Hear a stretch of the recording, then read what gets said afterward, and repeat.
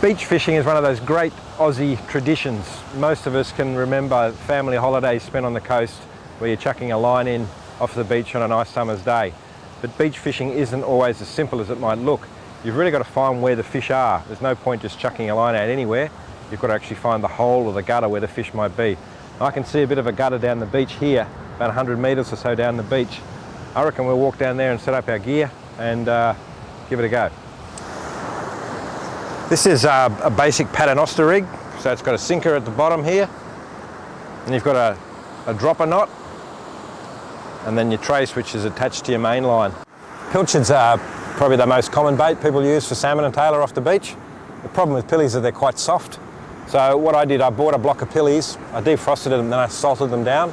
So I got some rock salt and put it in a plastic bag and dried the pillies out with the salt, and that makes them a firmer, tougher bait, so they won't fall off when you cast out, and they'll withstand pickers a bit easier. I'm going to use cut pillies. So I put half a pilly on my hook, and we'll see what happens. I might change over to gang hooks later on, but I'll just start off with some cut baits. So that's pretty simple, just like that. That'll just waft around in the current. But yeah, salted pillies are a much tougher bait than normal pillies. The fish don't mind the salty taste, and you know, it's pretty easy to do this yourself.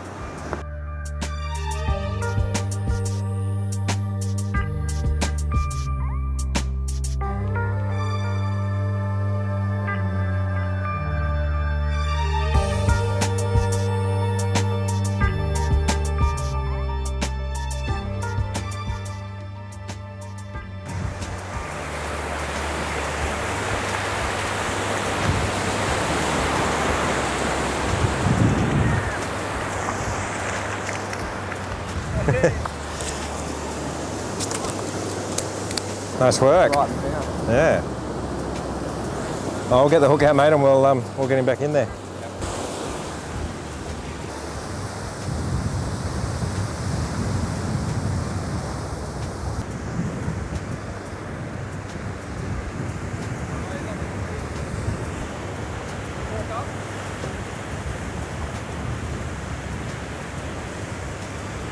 Woo!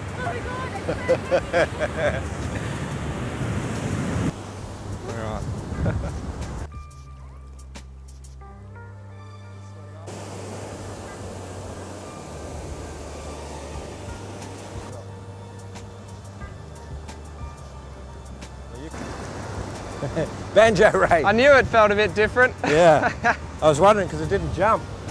Yeah. Wonder why I couldn't see it. Yeah, well, there you go. Nice big ray. Pretty common off the beach, these fellas.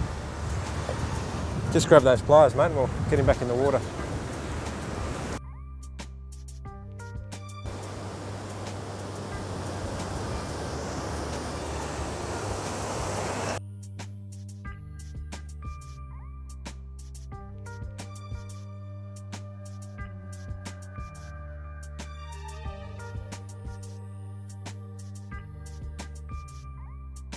I rigged up a rig with a surf popper because our baits were getting eaten off by little dart and little bream and things like that.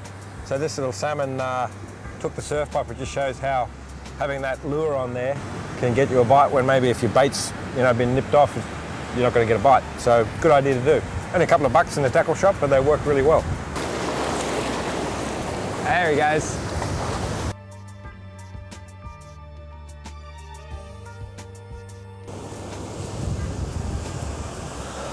Nice little Sambo. He took the surf popper. Just goes to show how effective those poppers are. And you've got lots of little pickers out there nipping your baits off. Only a little fella. We'll get him back in the water. Oh, well, that's not bad for a little quick session after work. Half a dozen or so Sambos. Beach fishing's great fun, very easy. Once you get the basics right where you can find those areas in the beach which are going to hold the fish, then you're laughing. Unexpectedly compact, uncompromising reliability, unbelievably fuel efficient, unbridled power. Mercury has delivered a new range of 75 to 115 horsepower four-stroke outboards, unlike anything the world has ever seen. Unthink everything you know about four-stroke.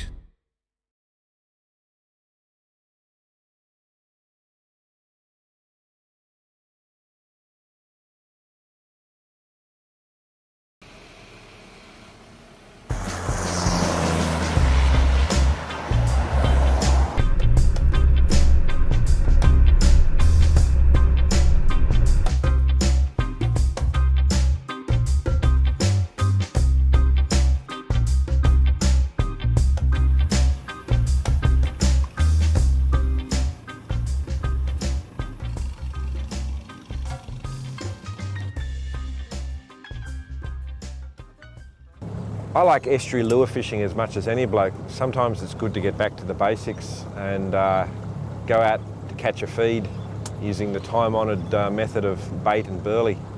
It's a great way to catch fish, very relaxing, and it's something I enjoy doing with either by myself or with mates or with my kids. It's something special about just sort of, you know, getting out there and very laid back, very relaxed. No great effort, but it's also quite challenging in the way that you've got to present the baits to the fish and actually get them in a feeding mode. So we'll give it a go today and see how we go.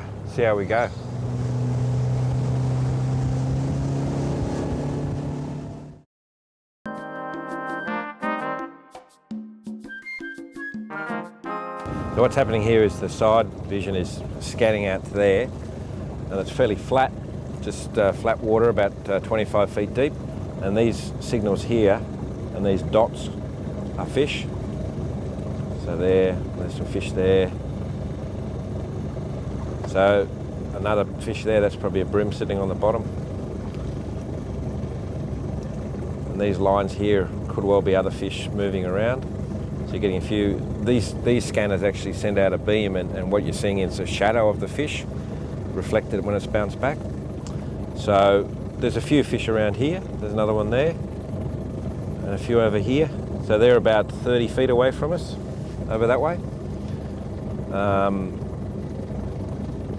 So there's a few markings here, and I'd be pretty confident there's a couple of fish here. I might just change this back to the standard sounder, and we'll have a look at that as well. See what that shows us. So there you go, that's on the side scanner we were seeing these fish and mid-water fish, and there's little patches of bait. So it's not a bad little spot here, another fish there, sort of about 10 feet down, and this line here is probably a fish on the bottom that's swimming along. So yeah, there's a few fish. I'd be happy to anchor up here and get a burley trail happening. And what you do with the burley then, if there's a few fish around, hopefully the burley will work and get you even more fish.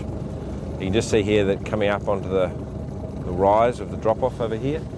So ideally I'll put my anchor down and drift back out. There's another fish just there too.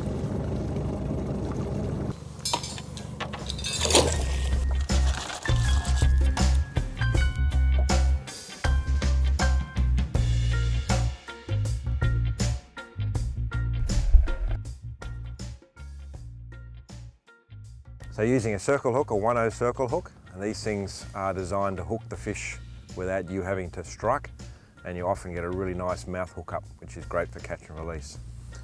So the very basic rig, small ball sinker, thread him onto the line,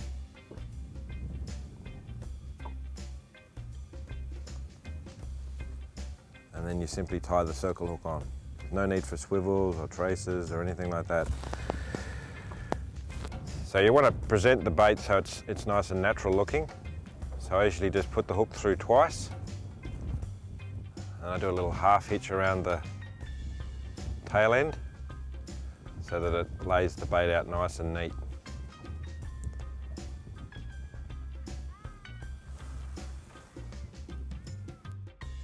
Come on.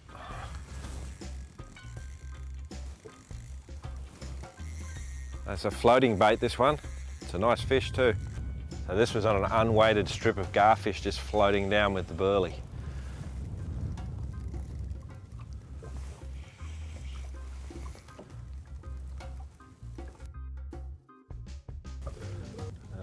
bit of colour. Oh, a little panty snapper.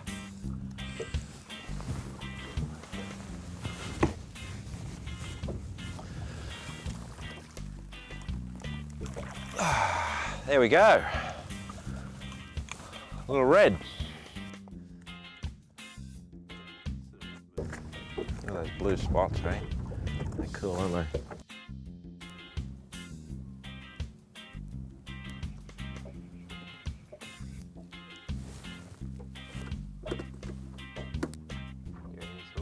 Alright, hooked up again, this time on the rod with the light sinker on it. The fish must have taken it off the bottom.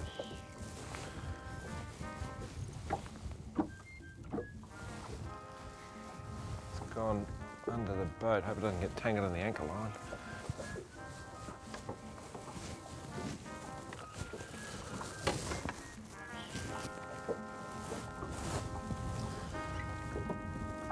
There we go.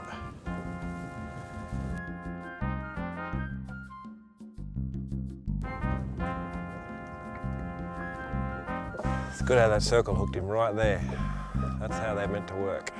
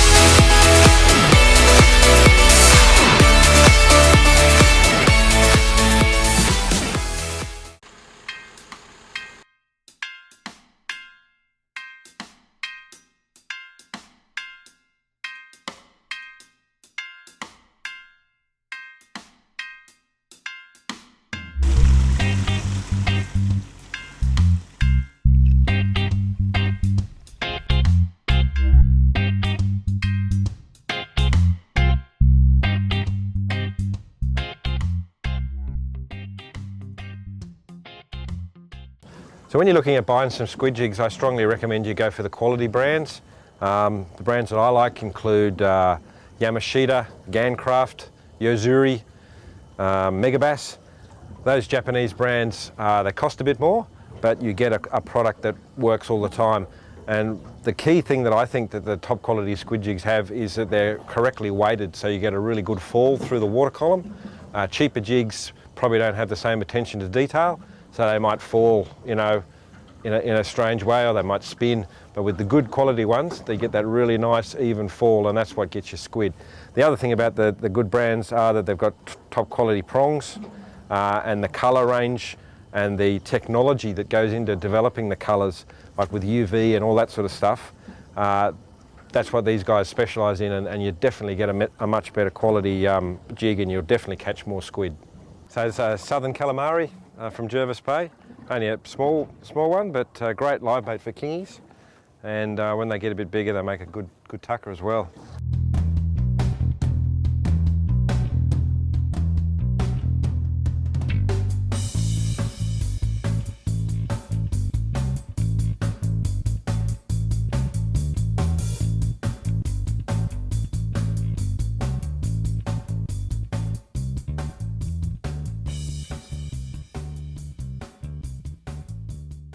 I prefer to use eggy rods now for my squidding. Yep. So I've got a samurai one, a pretty top class samurai one here, and that's a Rovex. Yep. And the basic idea of these rods is that the design allows you to do the really aggressive rod work without getting tip wraps as much. The guide placement sort of allows you to do that aggressive rod work. Yeah, right. They're a bit longer and they've got a parabolic sort of action, so it sort of absorbs the old squids, because squid don't fight like a fish. No. They sort of make these pulsing movements. So if you can sort of absorb that, you'll get a lot more fish. So yeah, I've sort of tended towards that eggy style of rod now, just for ease of use. But yeah, a standard old rod's absolutely fine. Yeah, 6 to 12 pound fluoro leader. I find fluoro, because squid have got pretty good eyes, I reckon fluoro works a bit better. Yeah. And braided line is definitely good for the retrieves. And I think it's important to tie the squid jig on with a loop knot so you get the maximum action of the squid jig. So just a Lifty's loop knot or something like that. You can get these little eggy clips that are quite good too if you're changing jigs a lot. Yeah. But yeah, basically that's it. That's a nicer size squid. You know, real good eating size squid. The littler ones we caught, great for live baits, but this he's going to come home and be salt and pepper squid or something like that. That's a nice Jervis Bay squid, this fella. Oh, Mick, not a bad little haul of squid there, mate. A couple of really good bait ones and a couple of good eaters as well, eh? Yeah, you've done pretty well, Jim. Oh well, I reckon we've got to feed a squid tonight, but maybe we should use some of these to catch some decent fish, eh? Yeah, prime size baits those, aren't they? All right, we'll get into it, eh? Yeah, let's do it.